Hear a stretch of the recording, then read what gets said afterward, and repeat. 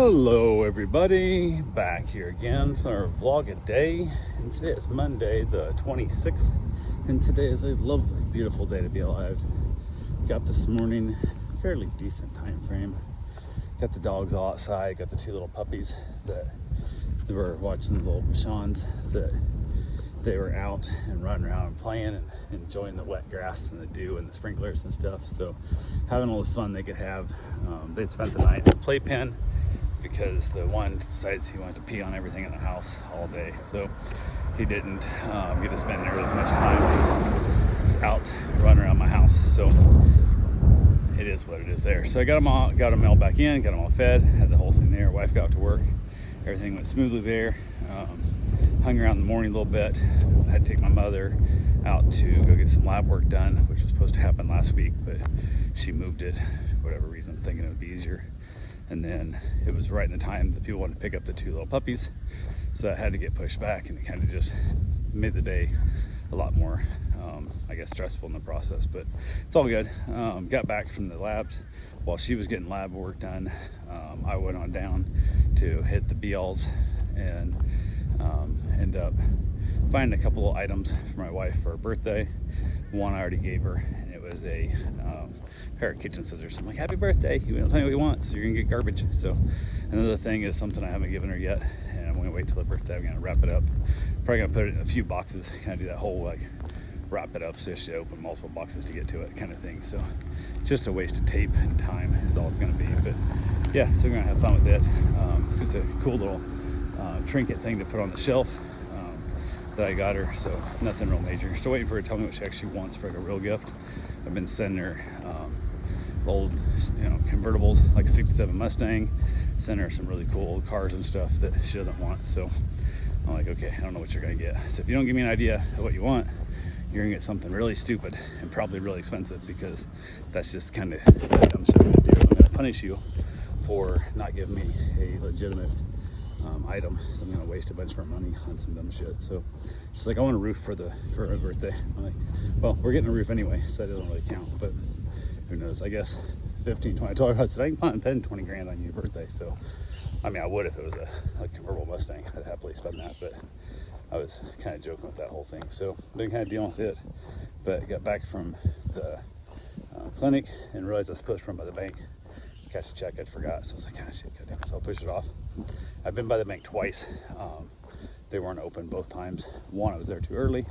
The other time it was this Juneteenth or whatever, they were closed for Juneteenth, so wasn't there able to do it then. But while I was at BL's, I left there, walked next door to the little liquor store right there, and bought some Fireball, which I guess supposedly you can mix with cream soda, and it tastes like a cinnamon roll, so like a Cinnabon. So we'll see. I gotta find some cream soda because we don't have that stuff in the house, but we'll go from there and see how it turns out and what it tastes like. But who knows? We're always into those. Some of those weird videos pops up through Facebook, whatever, showing you how to make this weird stuff. So went and grabbed a big bottle of it, and I ended up getting a liter or a giant bottle, because it was like twice as much for like $5 more. So I'm like, if it's good, might as well have more of it, and if it sucks, then I'll have a bigger bottle to give away to somebody else. It's only $5, so bought it, came back out, grabbed my mom was done, headed back home, hung out there at the house a little bit, texted Bill with the dogs, let them know I was back, and they picked the dogs up whenever they wanted to, and they finally came, picked up the dogs,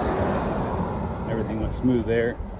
Told him about how the fact the dog peed on everything, and he's like, hey, it doesn't do it in the house. I'm like, this wasn't like accidents in the house. This was a dog marking. This was completely different than just, hey, it's a puppy, it doesn't house trained yet. So I said it could be the other dog smells or what, but I told him, I said, he just got to spend most of his day outside with me, and then when he came back in, he got put in the playpen, just keep him peeing on anything in the house. So, but he understood. He said the dogs get neutered, I'm not sure when, but soon, before the next night they stay. They're heading back towards, like, I think Georgia. He said he has a house, and we talked about mountain biking, talked about trails, talked about a bunch of cool stuff and different things and whatnot. So real nice guy. They took off, went back, played the dog for a little bit, decided I was gonna go get some running around.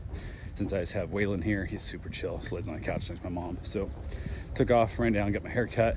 On the way back from my haircut, I stopped in the chiropractor to get my foot looked at a little bit, and I gotta do something as my foot's just, it's horrendous. I got massive pain in my foot. I had to have surgery on it a few years back.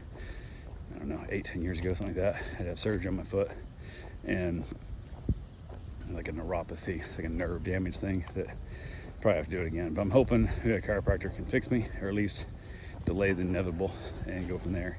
And I say that as I'm out on my run again today. So I guess running a marathon every week plus is not really the best thing for an old ass man like myself, but figure a little foot damage is better than being 300 plus pounds and dying of freaking obesity. So kind of is what it is. But got back from there, had a couple of things to get done.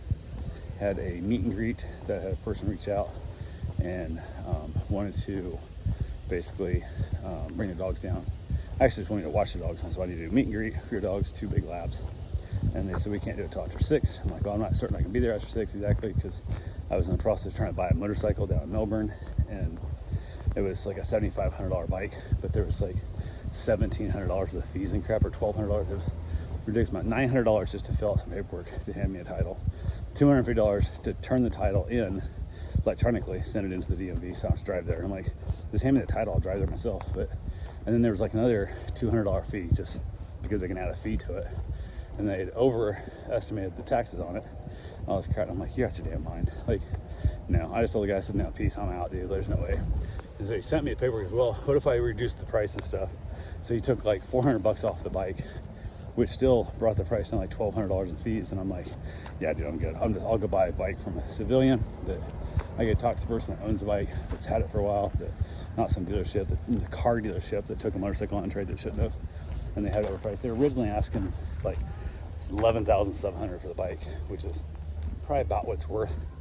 Full pristine, been checked over by a motorcycle dealership, all that kind of stuff, with a bit like a 6-day warranty, whatever about a BMW dealership will do. That's about the price, but no, I'm good. I'm not paying all those fees. And the sad part is like $9,000, and had the bike been $9,000 out the door, all included, and not set fees, probably would have bought it. So just raise your price $900 and drop the fees and call it a day. Actually, be $1,200, but just say the bike is this much more, and then it would have been fine. But I don't know, it just feels weird to me to pay those fees. That's how I have a hard time doing it. So basically told the guy best of luck, and I was talking on the phone, I'm like, not mad at you, that's the way your company runs, but they have that prerogative, but I also have the prerogative not to deal with you guys, and that's where I'm at. So I'm like, I had every intention of coming down and picking this bike up today to bring it home. So my goal was I was gonna run down, buy the bike, ride the bike back, leave my vet or whatever down there, whichever I drove down, and then after my wife got off work, have her drive me down, grab my car in case it's raining or dark, because I'm coming home. I wasn't coming home in the dark, and the brand new motorcycle I don't know. So went ahead, so I told the guy, I'm like, I'm not sure when I'll get back at that point. He goes, well, how about if I come down now? And I'm like, okay, you're the one that said you couldn't do it till after 6, but yeah, if you can come down now, go for it. So I sent him the address, and he replied back with, okay, it's like half an hour out. And I'm like, okay, I'll see you in half an hour. And a couple minutes later, I get a text that says, it's 39 minutes, I'm backing out. And I'm like, okay, does that mean you're backing out of the trip because you don't want to drive 39 minutes, and 30 minutes was enough, 39 is too far? Or you meant you're backing out of the driveway? So I just left it on, didn't even ask. I'm like, if he shows up in 39 minutes, then I'll be good. If not, I'll be good. I'll assume he wasn't coming. So about 45 minutes later, he pulls up and put the dogs up. I go outside to meet the guy, and it takes him maybe 10 minutes, but I know it's over 5 minutes to get his dog out of the truck, SUV, because he had the window down. He walked around, the dog keeps trying to jump out the window as he's trying to open the door, and he can't control his own dog. The dog's barking his head off and going crazy, and just so untrained, just awful. I look inside the SUV, and like the dash, the door panels, the center console, the seats are all just clawed to shit. Like everything's all tore up, the steering wheel's tore up. Like just these dogs have been going crazy in there. So he finally gets the dog somewhat, gets the door open, gets hold of the leash. He goes, as he's doing that, the dog jumps in the back seat. So now the dog's tangled up around the other dog, and they're struggling, knocks their dog down in the whole process. And he finally gets the dog out, and he's struggling like crazy to hold his dog. It's about to pull him down. This guy's not a spring chicken. He's probably in his 60s. And I was like, this dog's 140 pounds, a giant fat Labrador, massively fat, but strong as hell. Like it's pulling on him and stuff. So I offered to take the leash. He goes, be careful, he's really strong, he's really pulling and stuff. So I basically grabbed the leash real quick and kind of walking the dog around the yard, getting to pee on some stuff. And he finally gets the other dog out. It's forever.